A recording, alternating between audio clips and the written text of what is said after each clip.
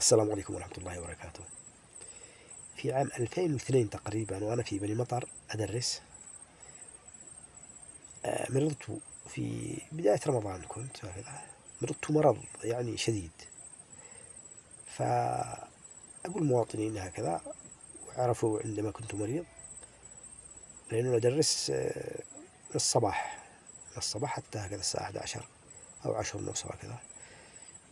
المهم كنت تعبان، فبعدين طلبوا سيارة تجي تسعفنا يعني للمدينة. كنا ننتظر السيارة وأنا تعبان هكذا راقد، وهم جنبي يعني مجموعة منهم. فعقوب عدد من الطلاب الصغار، خاصة طالب في اللي حضر معهم واحد صغير، عمره حوالي 5 سنوات، يعني عادوا لم يبلغ السن القانوني للدراسة، عمره حوالي 5 سنوات، وعادوا حتى ما يستوعبش يعني. المهم كان يشوفني احنا وانا راقد، يقول ليش هذا يموت الأستاذ.